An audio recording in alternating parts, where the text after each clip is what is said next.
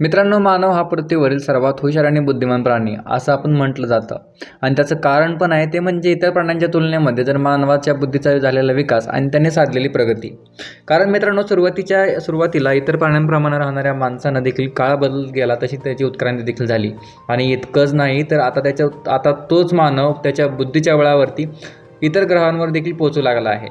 पण मंडळी, उत्क्रांत झालेला हा माणूस त्याचा रानटीपणा पूर्णपणे विसरलाय का, हा प्रश्न नक्कीच उभारतो. कारण काही अशा घटना घडून गेल्या आणि अजून देखील घडत आहेत ज्या पाहून तुम्हाला असं वाटेल की माणूस अजून देखील रानटीच आहे. कारण मित्रांनो, खून, बलात्कार, हिंसा या तर आज पण आपण घडताना पाहतोय. माणसाला माणूस असण्याची लाज वाटावी अशा कित्येक घटना रोज देखील घडतात. आणि त्यांपैकीच एक घटना म्हणजे 1945 साली जानेवारी ते ऑगस्ट दरम्यान जर्मनीत घडलेल्या बलात्काराची घटना. मित्रांनो नमस्कार, मी संकेत पवार आणि तुम्ही सर्वजण पाहताय काउंटडाऊन संकेत.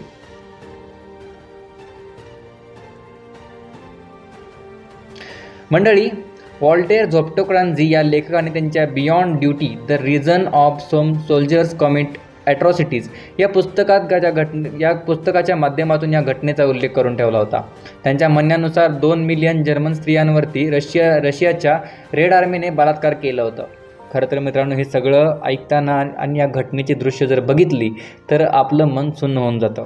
कारण मित्रांनो, एप्रिल ते मे दरम्यान जर्मनीची राजधानी बर्लिन या ठिकाणी 1 लाख बलात्काराच्या घटना घडल्या होत्या. आणि हे सगळं तिथल्या हॉस्पिटलच्या रिपोर्ट्सवरून देखील सिद्ध होतं.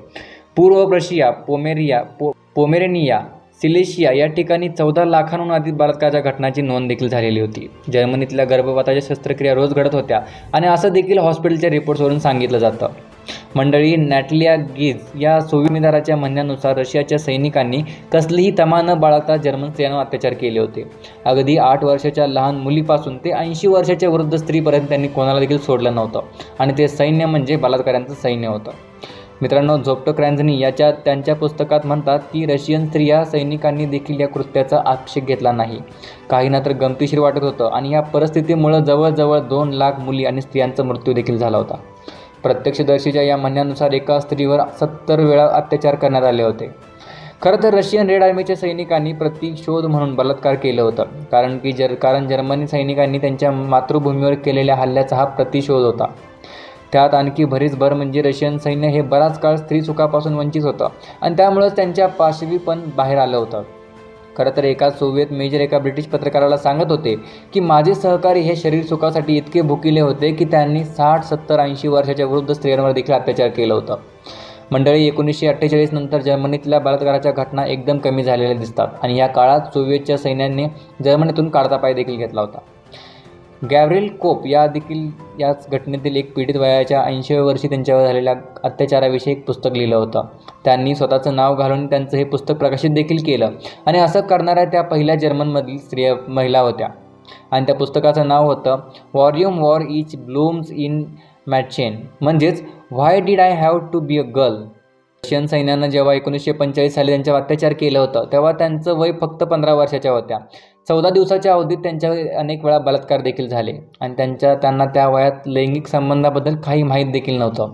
खरं तर ते 14 दिवस आठवले की त्यांना अन्न पाणी देखील जात नव्हतं आणि रात्रभर झोप देखील येत नव्हती. त्यांच्या आयुष्यातल्या त्या 14 दिवसांमुळं त्यांचं 29,000 दिवस जगणं नरकात राहण्यासारखं होतं. मंडळी, कोप यांनी यांच्या पुस्तकात त्यांच्या बेतलेल्या प्रसंगाचं वर्णन केलं होतं. आणि ते वाचताना लक्षात येतं की त्या एक उत्तम लेखिका नव्हत्या, मात्र पुस्तक अगदी सामान्य होतं. कारण 1950 साली प्रकाशित झालेलं अ वुमन इन बर्लिन हे पुस्तक देखील या ठिकाणी वादग्रस्त ठरलं होतं. त्यांनी ऑथेंटिसिटी प्रस्थापित करण्यात हे पुस्तक अपयशी ठरलं आणि कोप यांचं पुस्तक या कसोटीवर खरं उतरलं. मंडळी, कार्ल फ्रेडरिच ग्राउ यांच्या Silesia inferno war crimes of the Red Army on its march into Silesia in 1945 या पुस्तकात त्यांनी जानेवारी ते ऑगस्ट 1945 दरम्यान सिलेशियाच्या ऑपिलियन आणि वाल्यू या जिल्ह्यांमध्ये घडलेल्या अत्याचारांचं पुराव्यासहित वर्णन या ठिकाणी केलं होतं. प्रत्यक्षदर्शी आणि स्वतः पीडित यांच्या वर्णनानं हे पुस्तक परिपूर्ण देखील ठरलं होतं. मंडळी, इतिहास विजेते लिहित असतात आणि आपण ते वाचत देखील असतो, स्वीकारतो आणि त्याचा पुढच्या पिढ्यांना देखील त्याचा वाचायला लावत असतो. पण तसं नसलं पाहिजे. कारण मंडळी, रिव्हिजनिस्ट इतिहासकार म्हणजेच घडलेल्या घटनांना पुन्हा नव्याने स्वतंत्रपणे अभ्यास करणारे इतिहासकार असं देखील म्हणतात. आणि हे वाचून त्याच्या अभ्यासातून आपली मतं आपण आपली मतं बनवली पाहिजेत. कारण इतिहास हा भावी पिढ्यांना मार्गदर्शन ठरत असतो. मंडळी, हे पु ल देशपांड्यांच्या बटाट्याची चाळ यामधल्या कोचरेकर मास्तरांचं वाक्य अक्षरशः खरं ठरत होतं. मित्रांनो, सामूहिक बलात्काराची इतिहासातील सर्वात मोठी घटना आणि हीच सामूहिक बलात्काराची इतिहासातील सर्वात मोठी घटना आज आपलं मन देखील सुन्न करत असते.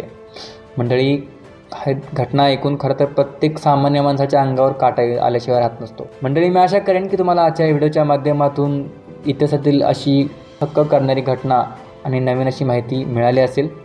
व्हिडिओ आवडल्यास व्हिडिओ लाईक आणि शेअर नक्की करा आणि अशाच माहितीपूर्ण व्हिडिओसाठी आपलं मराठमोळं चॅनल काउंटडाऊन संकेत नक्की सबस्क्राईब करा. कारण मंडळी, आपण या चॅनलच्या माध्यमातून देश विदेशातील अशाच अनोख्या आणि माहितीपूर्ण व्हिडिओज तुमच्यासाठी घेऊन येत असतो. त्यासाठी तुम्ही आपल्या चॅनल सबस्क्राईब आणि बेल आयकॉनवर नक्की प्रेस करा, जेणेकरून तुम्हाला नवनवीन व्हिडिओचं नोटिफिकेशन मिळत राहतील. लवकरच भेटूया अजून एका व्हिडिओसोबत. तोपर्यंत बघत राहा काउंटडाऊन संकेत.